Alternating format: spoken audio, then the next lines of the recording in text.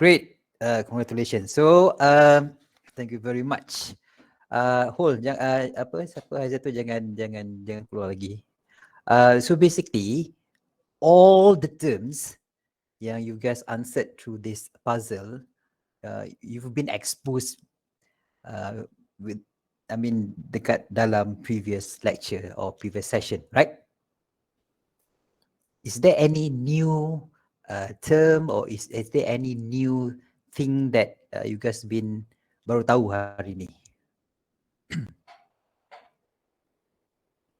Out of 12 ni, out of 12 answers.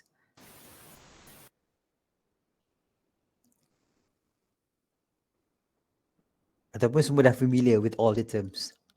No. No. Okay, should be at least semua tu mungkin dah tahu, tapi mungkin at least one or two terms you never heard about it before this. Yes, ISO.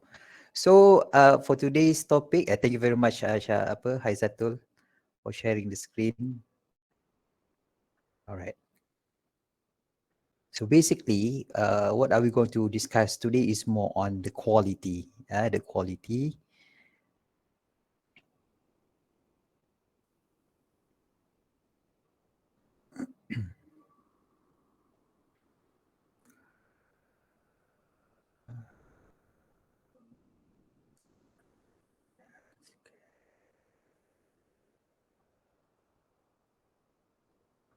Okay.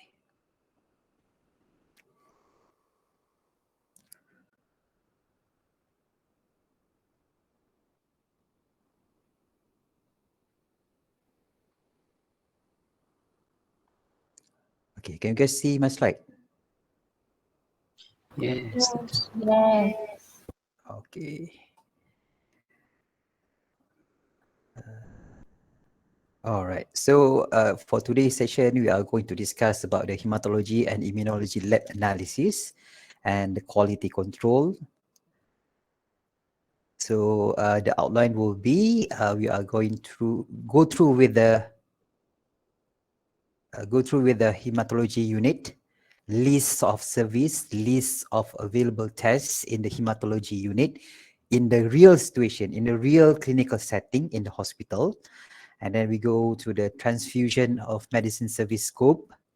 And then QMS, we are going to discuss about the quality in blood establishment, concepts in quality, and then lastly, involving the ISO or the accreditation process under the quality regulatory in blood establishment. Okay, so we go to the first part, which is the hematology unit.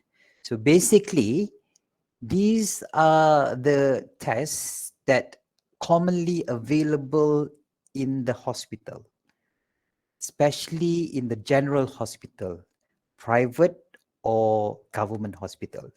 Benda ni biasanya akan ada di, especially di hospital-hospital, general hospital besar. Kalau di klinik ataupun di hospital daerah, limited. Okay, so basically kita ada FBC, which is the full blood count. In this particular FBC, we measure the hemoglobin, the TWBC, the TRBC, platelet, PCV, MCV, MCH, MCHC, and then beside full blood count, we also proceed with a full blood picture of FPB. FPB. So FPB is one of the commonly requested clinical procedure, and basically this test will analyze the number of red blood cells present in the blood sample on blood smear samples.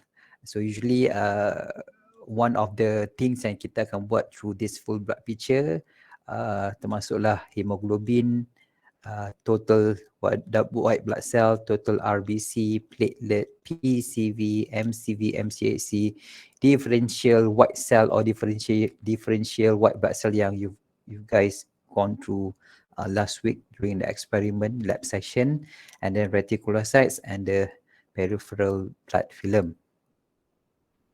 Besides that, kita juga proceed with the routine coagulation test, which is this coagulation screening test, where a patient is suspected of having a bleeding disorder.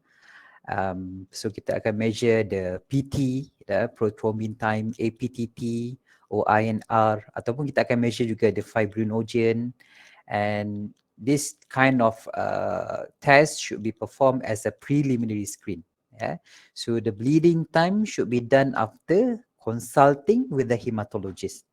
So if the results are abnormal or in any case of doubt, so the attending clinician should consult hematologist and full coagulation studies will then be arranged if indicated. Ini yang rutin. Kalau ada certain case yang abnormal, kita akan proceed dengan full coagulation study lebih detail.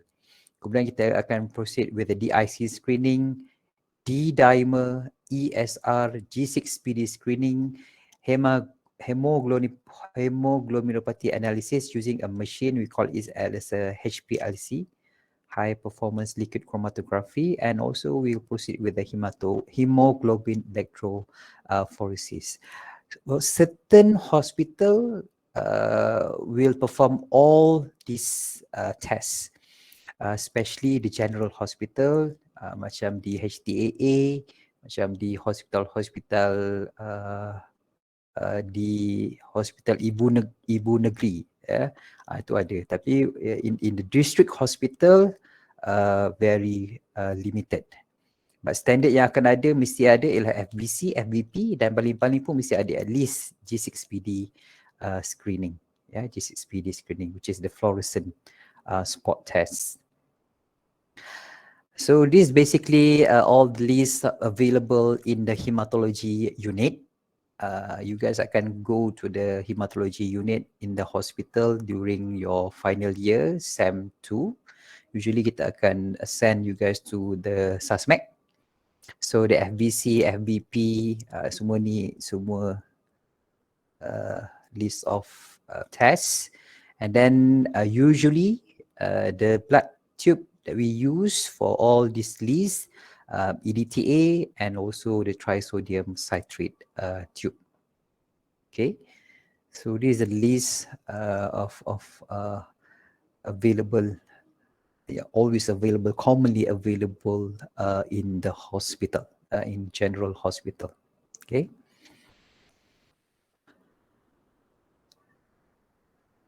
Okay, now we go to the transfusion medicine services.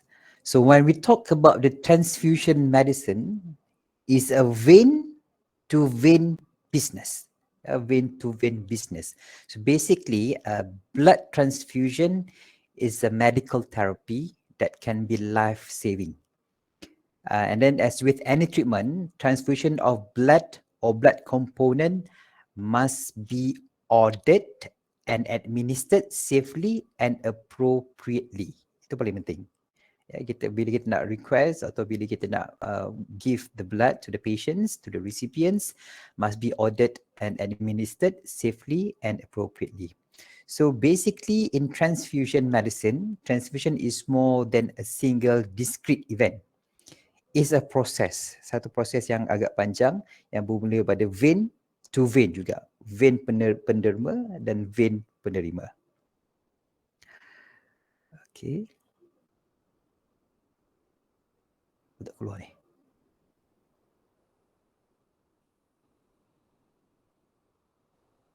Okay. So the transfusion chain begins with the donor considerations. So in this part, whether their donation is safe for them to make and whether the donation is safe for any patient to receive. So during this part, kita akan buat screening and then kita akan recruit lah. And then we'll proceed with the collection and processing. And then once blood is collected, the safety of the blood product is a focus. Okay, produk yang kita dah dapat tu, which is blood, kita akan proceed with the infectious disease testing, testing blood group infectious disease. and then compatibility, compatibility, and then a necessary modification such as irradiation or leukocyte reduction. Any product. Once we receive the product, we proceed or we perform with a certain tests. Okay, and then after receive the product, obviously once the product is safe, we need to transfer or administer it to the recipient. Now, at the end point of this transfusion process involve recipient considerations. So proper identification of the unit and the patient, and appropriateness of blood as the best treatment modality, administration of the unit, evaluation of the recipient. So dalam recipient punya part, we will proceed with the compatibility testing. Obviously, takkan sesuka hati je we take the blood and then administer to the recipient. And then once we administer the blood, we need to monitor and follow up after that. Yeah. And then during the transfusion outcome akan ada satu istilah, we call it as a look back. So this look back programs is to design to identify and notify recipients, penerima, who may have received blood products from a previously negative screen donor who has now become positive for an infectious agent. Ini the thing is part yang agak penting, agak critical. Usually when the patient or the recipients receive the blood, we need to proceed with the look back programs, and then we can then notify the look back program in case the recipients receive blood yang contaminated. Blood yang contaminated. Sometimes ada blood yang contaminate yang terlepas pandang, yang terlepas daripada proses screening. So we will proceed with the look back process. Okay. So in transfusion medicine unit, the thing is hematology punya lab and transfusion medicine punya lab is different. Biasanya berbeza. Jarang the transfusion medicine unit and the hematology in one particular lab. Usually the setting will be they separate the transfusion medicine unit and also the hematology unit. So basically in transfusion medicine unit, these are the list of tests, including the group and cross match GXM.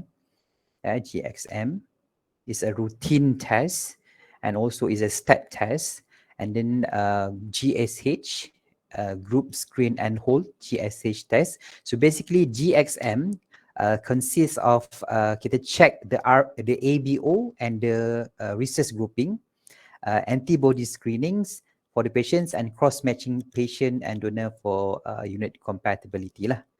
And then for the GSH is a procedure. It's a procedure that combine three main process, which is that's why they letak as a GSH group, screen and hold. So GSH, a combination of three main process, which are the ABO and the rhesus grouping, and then itu under group, and then antibody screening, antibody screening under screen, and then after that is the patient serum or plasma is subsequently retained for a minimum of 48 hours. So kita hold sebelum kita bagi pada patient. So this process is used when physician ataupun ward request blood bank for transfusion in case of surgery or emergency. Okay, so basically dua macam di suspect GXM dan GSH ada yang selalu dibuat lah rutin, termasuklah ada ABO grouping, the rhesus phenotyping, antenatal study, neonatal study, direct antiglobulin test, antibody screening, antibody identification, antigen phenotyping, and investigation of transfusion reaction. This test is a routine. Okay. Bila ada perkataan STAT, STAT refer to the short turnaround time atau STAT, or urgent requests can be made through phone call, and appointment need to be made for a request of special tests. Kalau special test, for example, the isohemagglutinin titer, antibody titer, absorption and elution test, and saliva secretor status ni, ini adalah special test. Bila special test, special request usually akan involve appointment. Tapi ada test yang bila kita start, kita boleh terus call. Kita tu refer kepada doctors ataupun ward akan terus call pada lab untuk proceed with the test. Okay, so usually nanti start to familiar bila dalam lab orang kata start tu maksudnya benda yang urgent, urgent request. So this urgent request, bila kita urgent request bermaksud the ward boleh call to the lab and then lab mesti proceed with test. Okay. Alright, and then in the transfusion unit pun kita ada products. Obviously bila dah collect blood akan adalah certain products. So the routine products will be the blood components, which is either the whole blood. The blood components available are whole blood, the packed red blood cell, the random platelet, the fresh frozen plasma, cryo precipitate, and cryo supernatant. And other routines products through apheresis, apheresis, where the blood components such as platelet, plasma, or red cells are obtained through apheresis technique using automated cell separation equipment. Apheresis refer kepada mesin kita separate cells. And then kita ada special product which is under leuko-reduced packed cells. So the leukocyte is reduced to less than 5 to 10 power of 6 per unit by using a filter. So the leukocyte reduced blood is indicated for the following purposes: to prevent febrile non-hemolytic transfusion reactions, to minimize the risk of transfusion-related CMV, cytomegalovirus transmission, or to minimize HLA alloimmunization. Ini a special request. Kita akan biasanya akan reduce the leukocytes in the packed cell. And then ada juga special request yang produk yang akan ada under the transfusion medicine unit will be the irradiated blood component, where the red cell or platelet is irradiated to inactivate inactivate lymphocytes. Reason inactivate the lymphocytes to prevent the TAGVHD, to prevent the transfusion associated graft versus host disease. So this TAGVHD ni biasanya berlaku when donor lymphocytes from transfused blood engraft in the recipient and cause disease. Dia boleh menyebabkan disease. So biasanya this TAGVHD ni occurs after 10 to 14 days of post transfusion. So usually after 10 to 14 days kalau ada reaction, biasanya akan ada menyebabkan the recipients express clinical features such as fever, skin rash, hepatitis, diarrhea. And this kind of TAGVHD ni boleh menyebabkan fatal or case kematian more than 90% of cases. So usually this special case kita akan irradiate with the gamma, sinaran gamma untuk inactivate the lymphocytes, because kalau tak the lymphocyte might menyebabkan a certain side effect on the recipient. Okay.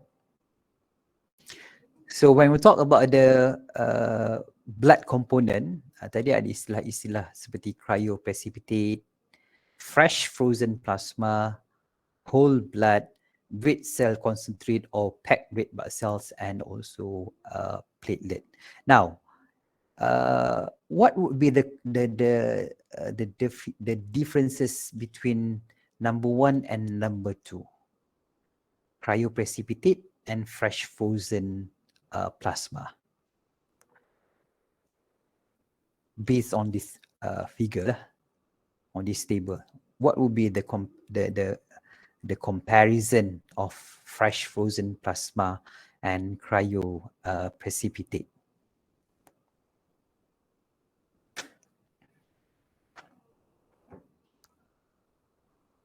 Any comment?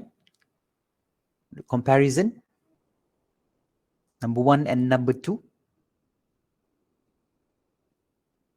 The content, Doctor. The content, what's wrong with the content, Nabhan? In cryo precipitate, it have only the certain factor, but in fresh frozen plasma, it's including the all coagulation factors. Okay, great. The content will be different. Yeah, the content will be different. Any other difference between the cryoprecipitate and fresh frozen plasma?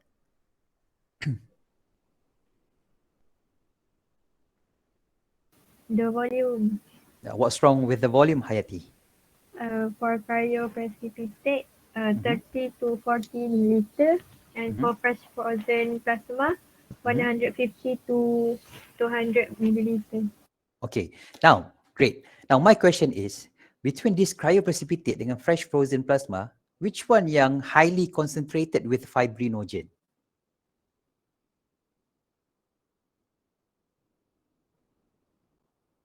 Cryo precipitate. Why? Agak-agak je kenapa?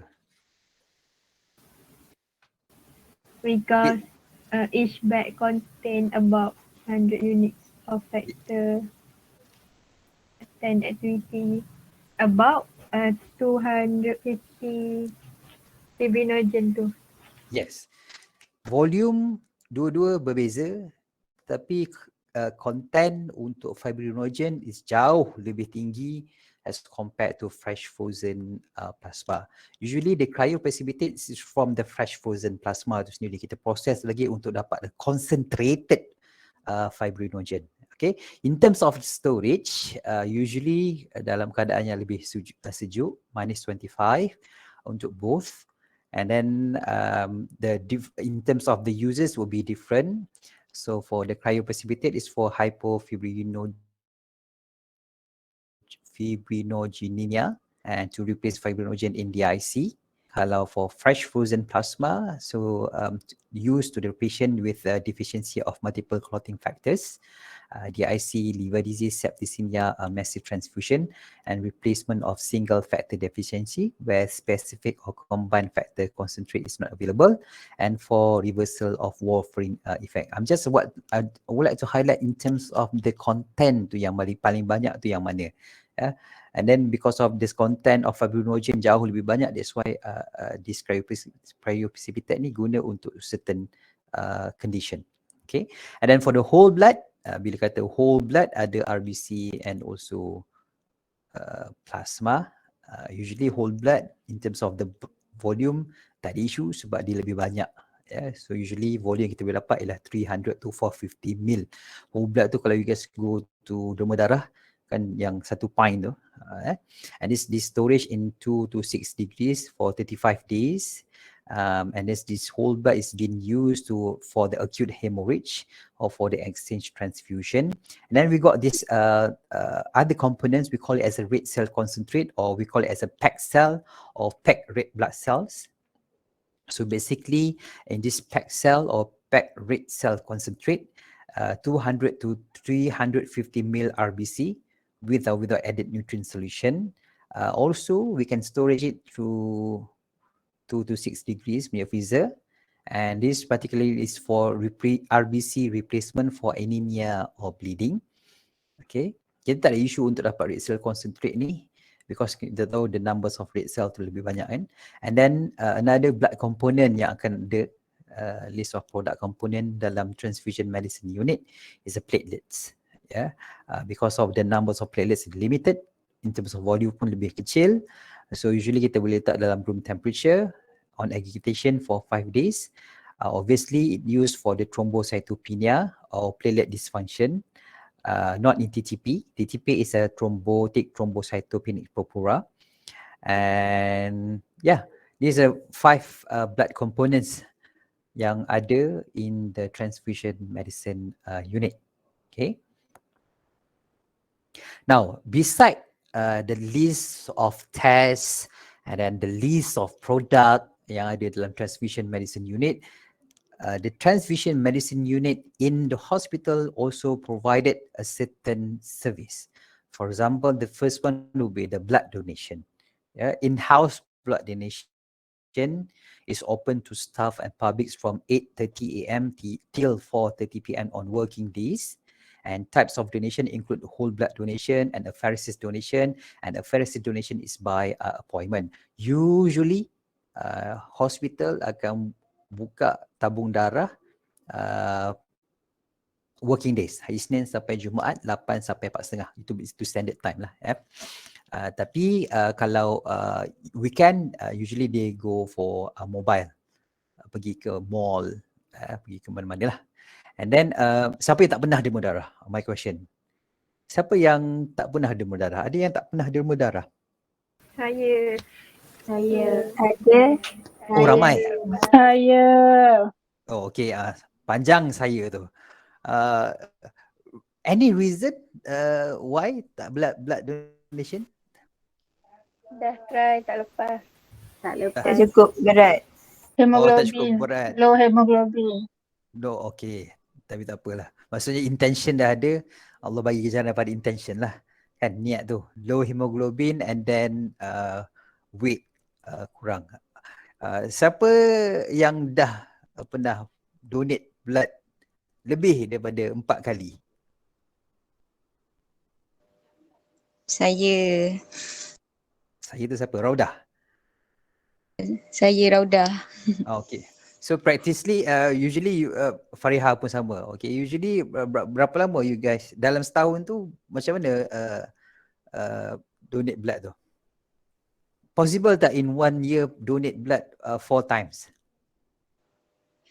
Possible sebab bila tarikh tu saya terus pergi. Bila genap 3 bulan tu saya terus pergi pusat darah atau kempen demam darah yang paling dekat.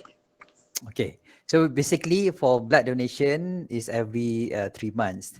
So selepas 3 bulan sebab tu after 3 months kita dah boleh demam darah. Sebab tu in 1 year kita boleh demam darah for 4 times. Ya, 4 times. In fact ada yang pergi demam darah selepas 2 bulan setengah pun the system still boleh accept, boleh terima untuk demam darah selepas 2 bulan setengah. Okay. So I'm just put this tabung darah HTA punya Facebook sebab during my stay dekat Kuantan ni saya always update dengan tabung darah HTA, biasa dibuat kat mana. Biasanya kalau I think yesterday ada blood donation and also campaign SASMAC. So the blood donation campaign is held and whenever and is necessary. And then other service dalam transfusion medicine unit will be the blood irradiator using the gamma tadi, used to provide irradiated blood components, and this procedure is performed from 8 pagi sampai petang on working days. And then other service from the transfusion medicine unit is stem cell collection. So stem cells are collected via leukapheresis using automated cell separation equipment, and the collection is by appointment. Ini agak susah sikit leukapheresis ni is using a machine, yang machine ni ada di tabung darah, ada di blood bank. So jarang orang buat stem cell collection during the blood donation campaign. Sebab kita kena bawa mesin yang besar tu untuk asingkan. The leukapheresis ni dia asingkan certain cell saja, and then yang tak nak tu dipulangkan balik semula.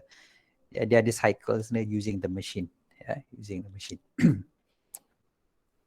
Now, in terms of obligation to our customers, the patients, the recipients, and the hospitals must provide a safe and good quality blood. Make sure safe blood must not transmit any infections, and then must improve the patient's conditions. And then in terms of donor, we need to provide a safe process environment to donors. Donating must not harm donor. And then for staff, we need to provide a safe process environment, and then make sure that the staff collecting and handling must not harm staff. So in terms of obligation, safe blood, safe donors, safe staff. Okay, safe staff. Okay, And it is important for all the clinicians to be judicious in ordering blood and blood components for transfusion, because blood transfusion can be dangerous, as transfusion of blood or blood components carries a potential risk of transfusion transmitted disease, HIV, hepatitis B, hepatitis C, CMV, syphilis, itu semua benda yang boleh transmit through the blood. Immunization and development of antibodies to RBC, WBC and platelets, or kalau tak berhati-hati, the blood transfusion reaction, or we call it as an immune hemolytic transfusion reaction, urticaria, anaphylactic reaction, which can be potentially fatal. So one of the things for special requirement untuk yang proceed with the blood donation, yang nak terlibat dengan blood donation is the donor tidak melakukan free sex or seks rambang ataupun golongan-golongan LGBT. Because why this kalau siapa yang pernah pergi buat blood donation, dia akan ada satu particular section in the form yang tanya sama ada donor tu ada melakukan aktiviti-aktiviti tertentu seperti seks rambang ataupun golongan LGBT ini. Kita tanya tu direct tu, reason is because for their blood, intention bagus lah kan, derma darah. Tapi for their bloods, kalau they are not jujur, fill up the form, what happen is blood yang diambil tu akan go screening di PDN, di Pusat Darah Negara. Tapi screening tu biasanya akan dijalankan sekali saja. Sebab dia based on the form yang ditulis tu, kata saya tidak melakukan seks rambang, saya tidak melakukan perhubungan apa benda, semua tu dia dah tick apa benda tu. So screen tu dia buat screening tu sekali je praktisnya. Jadi usually during screening process, bila kita hantar ke PDN contohnya Pusat Darah Negara di KL tu, what will happen is biasanya the result will be negative. There's no virus. Yeah. Tapi the thing is, you know that the virus ada window period dia. Ada window period dia.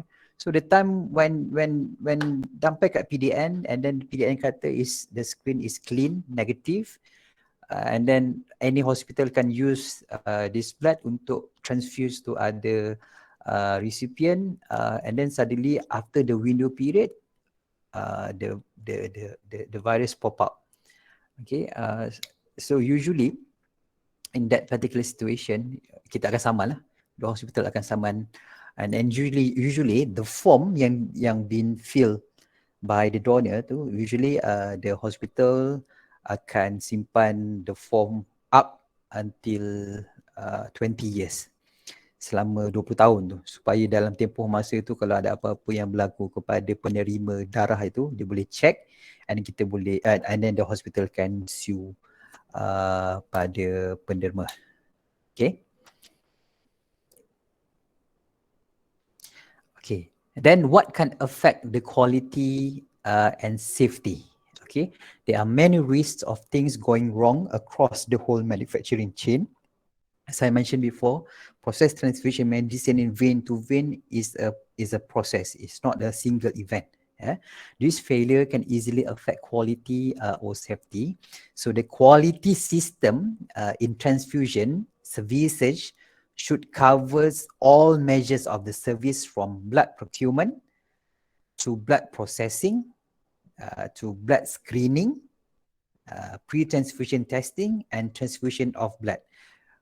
Setiap pada proses manufacturing process ni, blood collection, mandatory component release, component distribution, all this manufacturing kena go through with a certain quality. Because to make sure that blood quality required, and then safety level pun kena consider, and then the components produce, able to fulfill their intended use. Yeah, and then the laboratory results produce reliable and consistent. So setiap daripada manufacturing process ni ada je possibility untuk things going wrong. Sebab tu apa yang ada sekarang ni adalah QMS. Setiap each of the process in blood establishment ni kita ada namanya adalah QMS ataupun the quality management system in blood establishment. Okay, which is this quality management system ni ialah kita go through step by step setiap peringkat to make sure the blood yang kita dapat and the blood yang kita nak beri to the recipient is highly safe for transfusion. Okay, that's why kita ada this quality management system in blood establishment, or we call it as a QMS.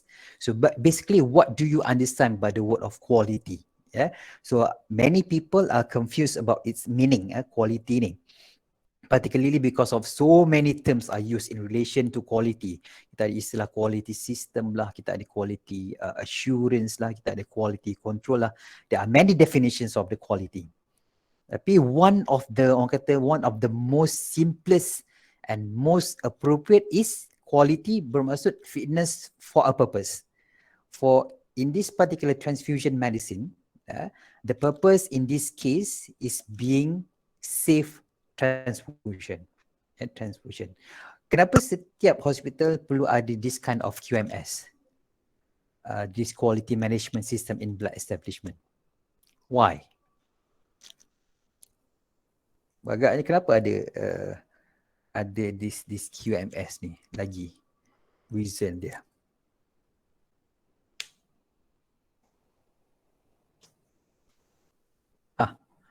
Kenapa perlu ada quality management system in blood establishment? Improvement. Improvement in terms of? Management. Management. Lagi? Apa lagi? Organisation tu, lepas tu cost yang untuk efficient and cost pun effective. Yes.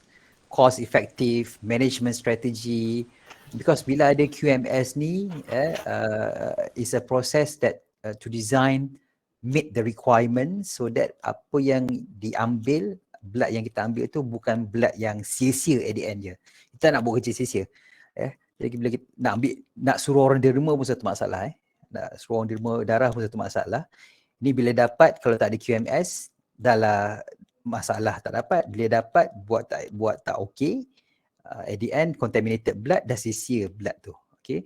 And then this kind of QMS to make sure that the products and services are safe and effective. And one thing, bila you guys go to any private lab ataupun any hospital, general hospital, public hospital or private hospital, kalau dia mention about the ISO, for example yang tadi ISO, or they stated that this lab is been accredited with a QMS system, we as a customer nampak lebih meyakinkan that lab or that hospital.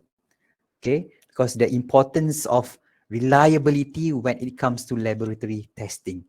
Sebab bila ada hospital or klinik ada accredited with the QMS, ada sistem QMS ni, bermaksud dia buat kerja tu berhati-hati.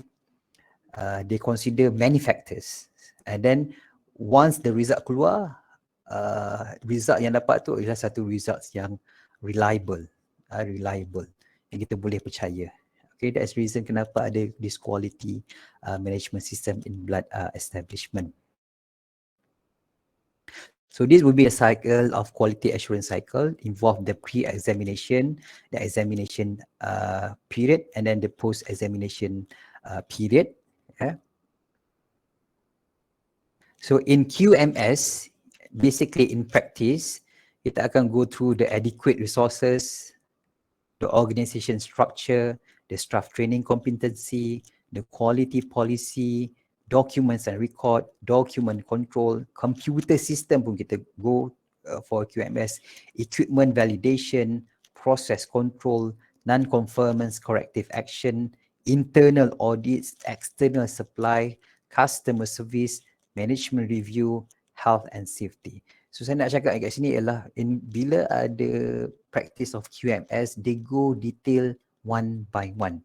Semua benda they go through. So once they go through each aspect in transfusion medicine punya proses, kita lebih yakin. Kita lebih yakin as a customer. So in terms of resources, for example, a blood transfusion organization needs adequate resources. The personnel yang involved dalam blood transfusion must be yang qualified, experienced and competent. Because kita handle a very precious sample and very scarce punya sample. Nak dapat pun susah. And then the premise, provide good working conditions and orderly flow. The equipment must be adequate and appropriate. It's not only adequate tapi appropriate. Kalau beli equipment yang ada banyak pun tapi tidak ada penggunaan yang sepatutnya pun sia-sia. And then in terms of the finance, ada budgeted and control finance. QMS in organizational structure, kita ada organograms, overall organogram, departmental organograms. Reason kena ada organograms ni kenapa? To make sure yang this particular hospital, this particular ward, this particular lab is well organized. Dia ada orang daripada awal, daripada atas sampai ke bawah siapa. Okay. And then each of the organograms ni ada dia punya specific responsibilities. Ada job descriptions dia. Apa benda yang kena buat in terms of responsibilities. And then qualifications and experience. And then the reporting structure. So make sure check that organogram and job descriptions are correlate. Kalau dia jadi head of lab for transfusion medicine, apa tugas dia? Apa benda? So benda-benda ni dia go through dalam organizational structure in order kita nak produce a safe blood. Nampak macam tak ada kaitan tapi perlu ada satu organisasi yang well structured. Yeah. And then staff training and competency. So in terms of training for the staff, we need to identify training needs, apa yang staff tu perlu in the transfusion medicine unit. Yeah, the internal or external training, the induction training, on the job training, and all the records must be kept. In terms of the staff competency, in terms of the staff competency must be assessed annually by observation, by reviewing the results of output. Ini kerja you guys as a biomedical scientist, as a science officer, especially dalam lab nanti. This is one of your job is to review the results of output. Kalau you guys go through the lab results and then finding ada banyak sangat error, it shows something that the staff or the MLT is not competent enough. Okay, that's why you need to review the results of output. Checking proficiency, EQA results, and review of non-conformance. Okay, when we talk about the non-conformance or non-conformity is the failure to meet specified requirements. Okay, and then in terms of the quality, policy and manual, commitment to objective approved by the MD or CEO. MD is a managing director and displayed in each department. This is a quality policy. Policy bukan dalam file saja, it must be letak dekat setiap lab. Dalam kes ni, dalam transfusion medicine lab mesti ada letak the quality policy and together with the manual. Yeah. And then outlet scopes of QMS, brief statement on each parameter, quality manual. Manual bukan sekadar prosedur apa, must be detailed. Yeah, must be detailed. Why kena ada details or a quality manual? Reason is kalau the staff berhenti, diberhentikan, kalau ada new staff ada datang, kita boleh refer to the quality manual, at least dia ada idea macam mana nak buat. That's why in the lab or in the hospital, kalau tengok dari segi file for quality manual sangat tebal sebab dia punya step is very detailed because of one particular reason. Kalau MLT tak ada, kalau staff tak ada, ganti orang baru boleh refer to a quality manual, so dia boleh perform with the test. Okay, reference supporting quality documents and compile quality management after SOPs written. Okay. And then in terms of documents, define structures and levels, avoid duplication and cross-reference, divide text, use block, tables and flow charts. Usually kalau tengok dalam manual di hospital ataupun lab sangat banyak flow chart tu. Sebab flow chart is another way to understand the flow. Use short headings, write tasks as instructions, limit signatures, and no handwritten changes. So it must be well documented, it's well typed. Bukan yang tulis yang boleh melibatkan handwritten. Handwritten. And then next, in terms of the quality policy and manual must be effective. Authorized documents are available. Only give staff the documents they need. Ini penting. Apa yang the staff request untuk certain test itu saja yang diberi, bukan semua. And then because one thing is kalau kita bagi the whole documents to certain staff, sometimes dia akan copy and dia bagi to other staff. Other lab. Ada certain lab yang baru nak dapatkan this accreditation or this license or this QMS. Dia tak ada this proper policy or manual. Sebab tu kalau staff request hanya bagi a certain document saja. And in terms of effective, review policies, procedures annually. Sebab usually when we talk about lab testing, setiap tahun akan berubah the method of the approach.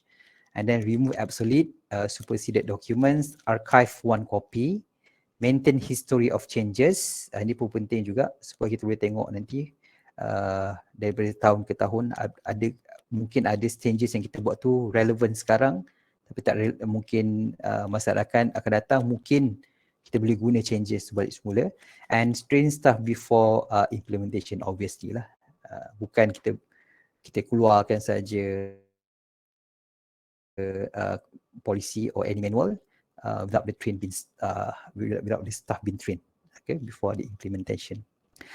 Another thing is in terms of the QMS, the equipment. Ini paling penting. Equipment kalau tak ada, how to proceed, how to get a reliable results.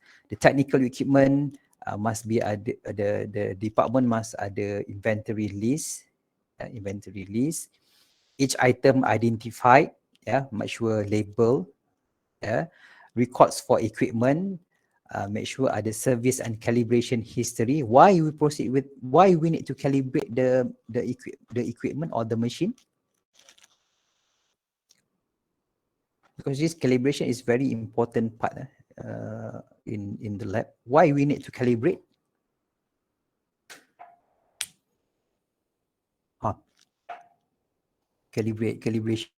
Calibration ni why is important in terms of the equipment?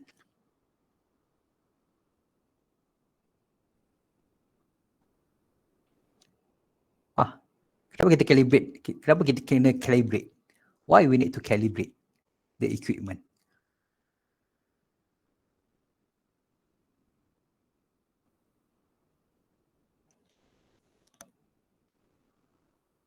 Any comment? Any feedback on calibration? Mungkin untuk dia lagi precise lah kalau sebab dia ada apa yang saya faham macam untuk pastikan ketepatan tu lah kan. Reliable. Specificity, selectivity. Okay, yes. In terms of calibration, kita kena buat calibration to the machines because one thing is machine berjalan setiap hari. Bila mesin berjalan setiap hari, it might mungkin ada produce a certain errors dalam mesin tu. Mungkin system, mungkin physical errors and anything. Sebab tu perlu ada calibration. Okay. In fact, in the lab, pipette. You know pipette? Pipette yang 1 mil ke 100 ke 10 microliter ke.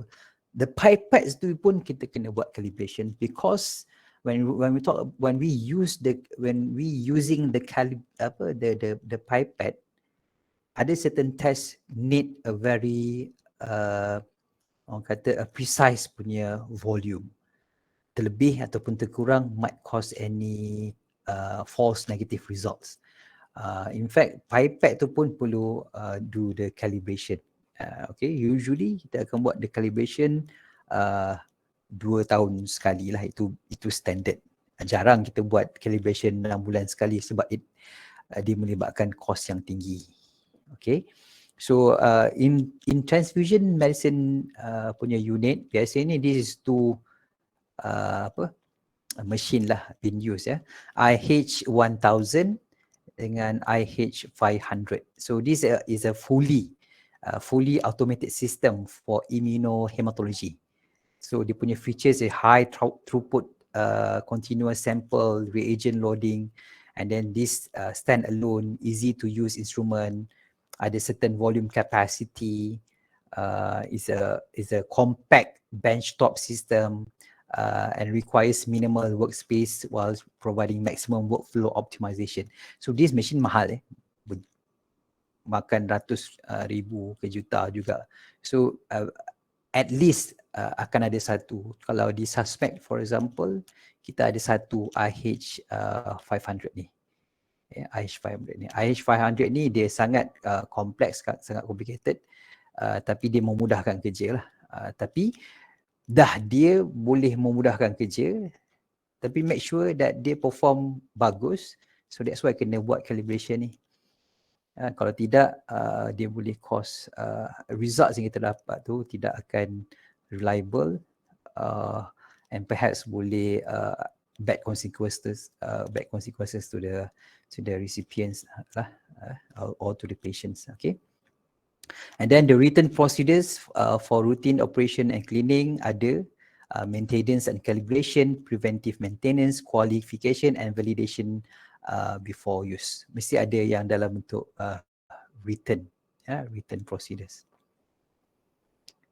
And then QMS juga consider dari segi process control, control of process from clinics through processing, testing, distribution and issuing of blood and blood products, random sampling of products for monthly QC testing. Ini juga kita akan buat monthly QC, quality control, samples tested against specifications, results analyzed and trends monitored, and quality indicators graph monthly. Biasanya bila kita membuatkan quality control, kita akan buat secara bulanan. And then for the part of non-conformity, so basically this non-conformity can be found at any level of organizations, operations from quality control and manufacturing to personnel procedures.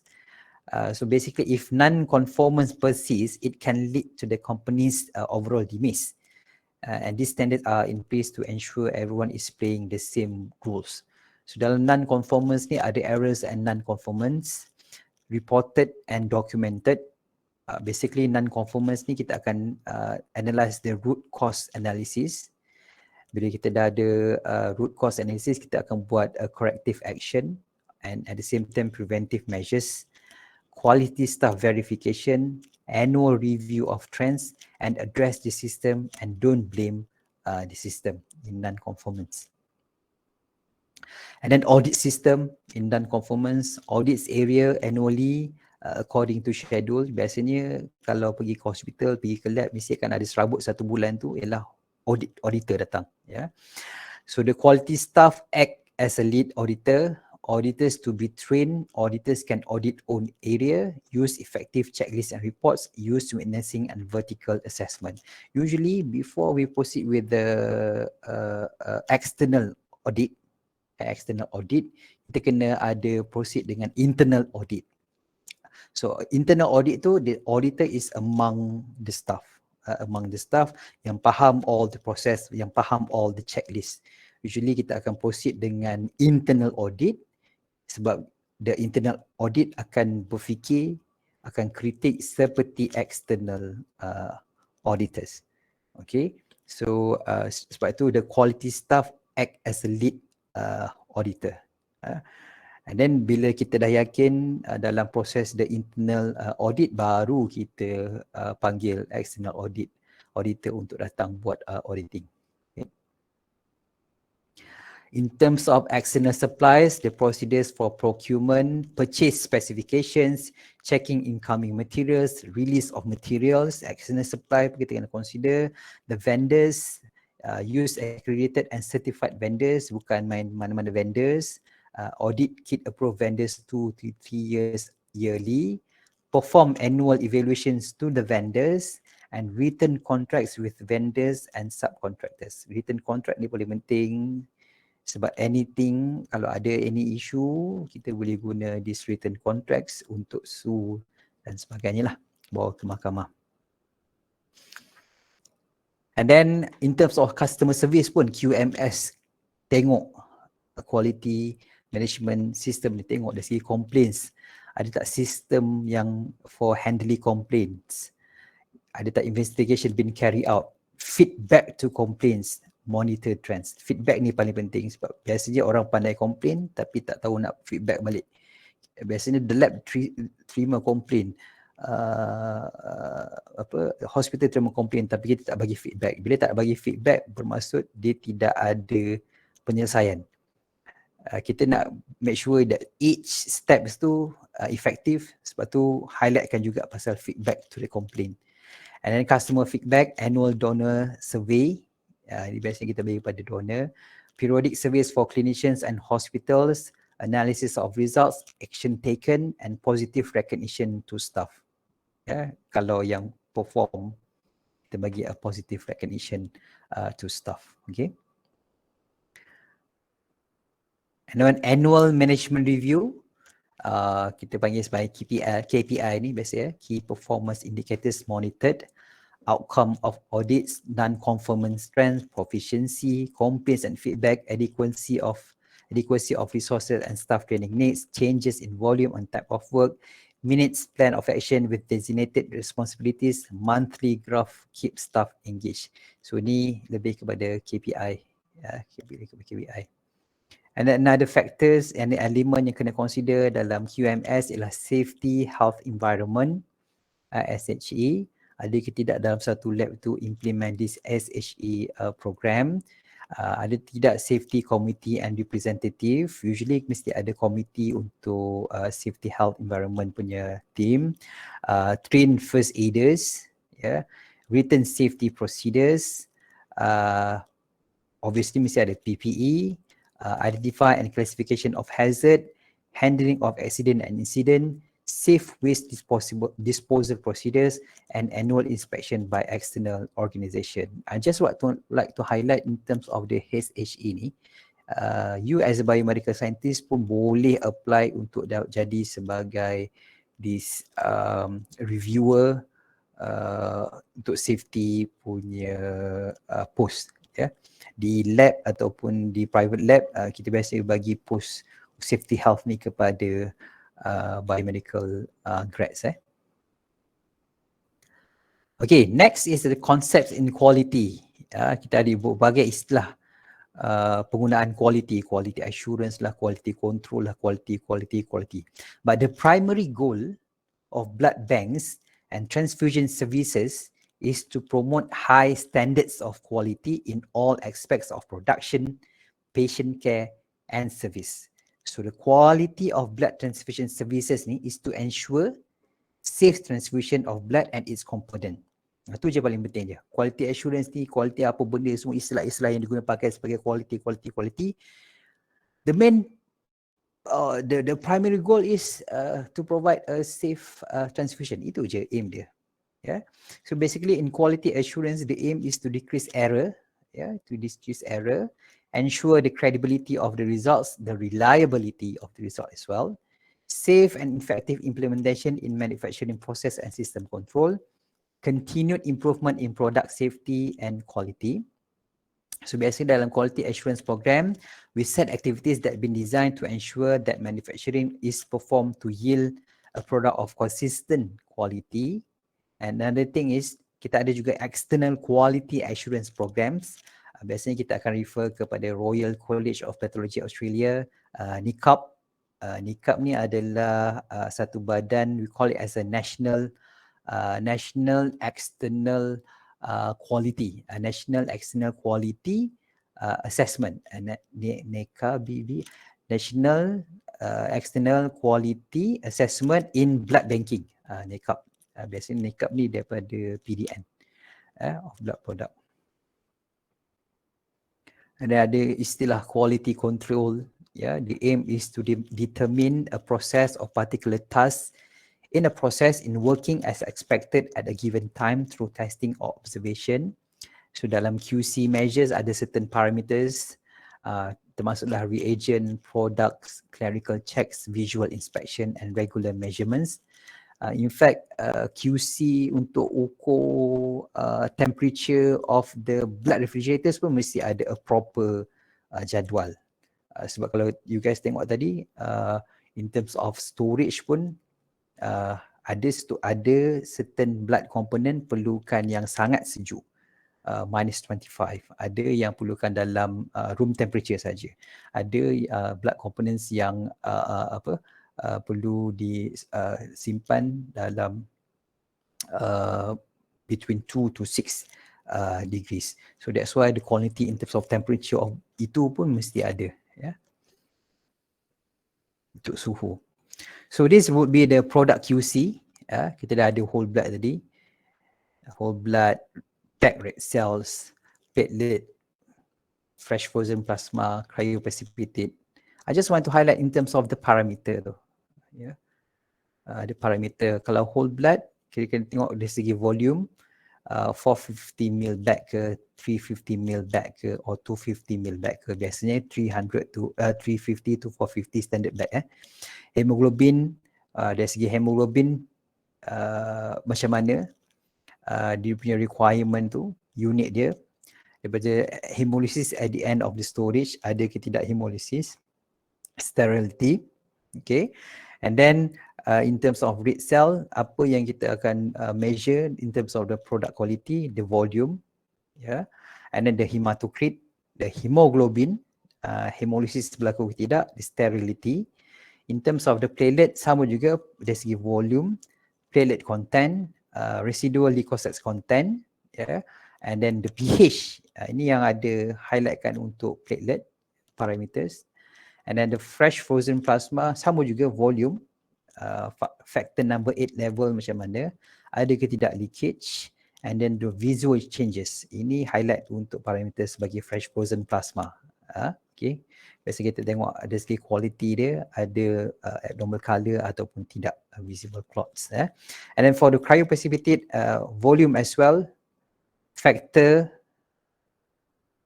8 level, group A, B, ABO, and the fibrinogen concentration. Obviously, sebab saya dah highlight tadi, the cryo precipitate is a source of highly concentrated of fibrinogen as compared to the fresh frozen plasma. So this would be the parameters that you need to highlight bila check suatu product or the quality control of the blood components in the transfusion medicine unit. Okay. And then the quality management, a structured organization with specific role to ensure the interrelated contact is functional and in good quality, relating the commitment of the organization to the customer and supplier. Kita ada istilah quality system to determine organized, interrelated, interdependence elements that produce the goal of the system. A process involve input or output. Example, to obtain a unit of whole blood, the input involves trained phlebotomies, an approved collection set, an approved arm scrub solution, a calibrated scale and phlebotomy SOP. So the quality system, kita bila cakap pasal quality system, dia detail, dia lebih terperinci daripada awal sampai akhir. Okay, awal sampai akhir. In terms of scale ke, in terms of set ke, in terms of materials ke, apparatus ke, semua is well calibrated. Semua kita ada box yang kita tick, show the quality system. And then quality planning, systemic process that translates quality policy into measurable objective and requirements, and control of the process to ensure the process is stable, consistent at expected performance, includes SOP, process IT test method validation, QC, training, tracking, and pending or look back process. Okay, so ini antara konsep-konsep yang diguna pakai in quality. Tapi apa pun, the main or the orang kata the primary goal is to make sure yang the blood product is safe, can be transfused to the patient or to the recipient safely. Itu je main dia. Tak kisahlah guna apa-apa istilah pun, quality, tapi that will be the primary goal, the major goal. Okay, and then lastly will be the quality regulatory in blood establishment. Okay, so basically kalau kita go to the hospital or to the lab, ada penggunaan, this lab is being accredited by ISO 15189. So basically this ISO 15189 is a system, is a process oriented QMS tadi, quality management system. So it requires so itu yang saya cakap tadi, once the hospital or the lab tu been accredited with ISO 15189 ni, bermaksud that particular lab, for example this transfusion medicine unit punya lab, dia go very details in each step, in each level, in order to produce a safe product, which is product yang kita masukkan di sini adalah blood components and blood products tadi. Okay, so ini contoh hematology unit di USM yang certified with the this MS ISO 15189 ni. In fact, untuk this certificate of accreditation, each lab can apply for this MS ISO 15189. Dia bukan satu lab saja. For example, transfusion medicine unit saja yang apply, so histopath dapat accreditation, hematology dapat accreditation, tak. Each lab in the hospital perlu apply for this ISO 15189. Sebab tu the process very tedious, sangat complicated, sangat headache lah. Sebab dia punya file, dia punya checklist itu is very detailed, it's very particular. Okay. So usually in the accreditation process ni, the accreditation is an evaluation of competence, technical validity and conformity. Usually dalam proses untuk kita dapatkan this accreditation, the auditors akan questioning the staff and management, observation of activities of performance, and then examination of the facilities, methodology, sample management records and documents, and review of proficiency program, EQA results and QA program. So the accreditation ni biasanya akan agak panjang prosesnya. Sebab dia akan melibatkan sesi interview, sesi pergi tengok the lab punya procedures, examination, the methodology, the facilities. Usually untuk external auditor makan masa 2 ke 3 hari dalam satu lab tu. Usually yang lama adalah semasa internal auditing tu. Because internal auditing tu kita nak pastikan all the checklist tu kita tick the boxes. Okay, bila biasanya during the internal audit tu lebih serabut kepala sebab lebih banyak salah yang kita jumpa, lebih serabut kita nak baiki. Jadi biasanya tempoh masa untuk internal audit tu kita panjangkan sebab kita nak go detail by detail. Lepas tu bila kita dah yakin, baru kita proceed dengan external auditor. Bila external auditor ni datang, baru dia akan go through and then barulah boleh bagi the certificate of accreditation. So it's not easy. It's very complicated, it's very complex. Sebab tu walaupun orang kata this accreditation is very complex, it's very complicated, it's very serabut semua benda, tapi in return ada justice dia, which is we as a customer, we as a patient, or we as orang luar, kalau nampak this particular lab been accredited with this ISO, at least kita tahu yang untuk dapatkan this accreditation sangat detail, sangat kompleks, sangat complicated. So bermaksud this lab very particular in each level, in each stage. So the results from this lab, the results from this hospital is reliable and then can be trusted lah. Okay, can be trusted. And then that's it for today's punya session. It's more on this part is quality part ni bila berada di hospital tu sendiri. It's more on documentations. It's more on documentations. I just want to highlight that dalam this session is what the list of tests yang commonly available in Hematology Unit and also in the Transfusion Medicine Unit. Okay, and then I just want to highlight about the parameters that involved in the quality control. Benda parameters yang involved in the quality control. Okay, ada apa soalan berkaitan dengan quality?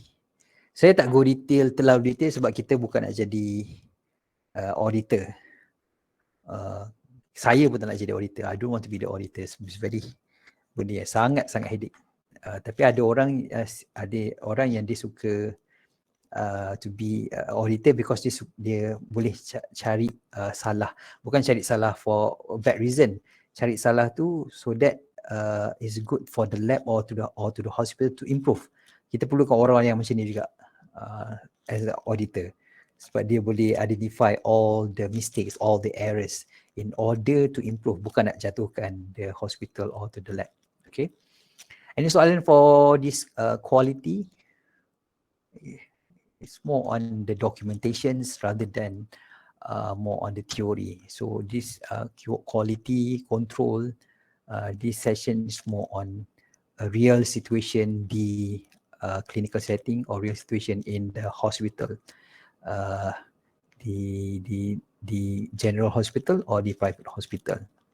Jadi kalau you guys go to the SUSMEC, obviously you guys akan tengok all these documents and then it's well presented lah. Well presented. Okay, any question? For the quality control.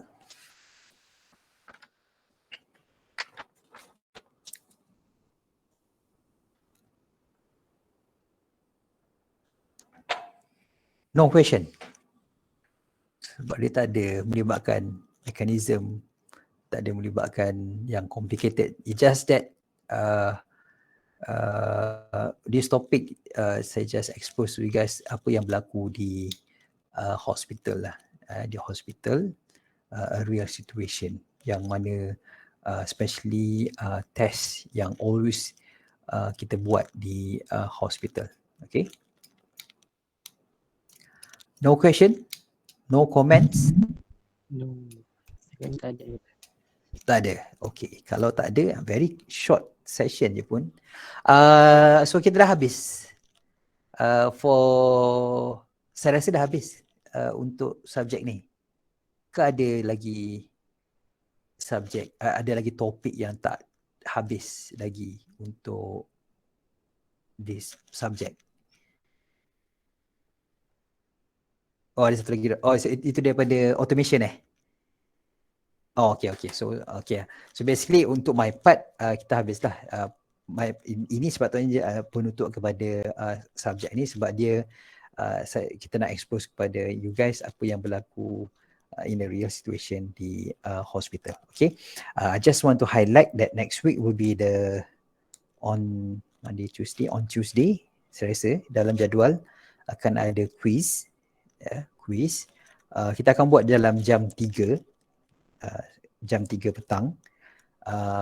Don't worry, it's not a short essay punya or short or structured punya question. Is a true false punya question. Sama ada this statement is true or sama ada this statement is false. Itu saja.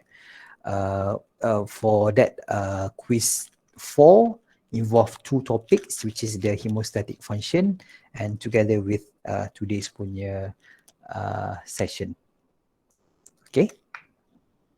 Bilangan question berapa lama saya akan confirm balik dengan Shakira later. Tapi for that quiz particularly hanya melibatkan 2 topik saja, which is my session the last week dengan hari ni punya session. Okay? Okay. Okay, doktor. Okay, kalau tak ada apa-apa soalan, saya akan email pada Shakira lecture note and then saya akan confirmkan sekali lagi berkaitan dengan quiz next week. Alright? Okay, kalau tak ada apa-apa soalan, can we close our session? Yeah, okay. Alright, insyaAllah. Okay, so we end our session with Tasbih Kafarah and Suratul As.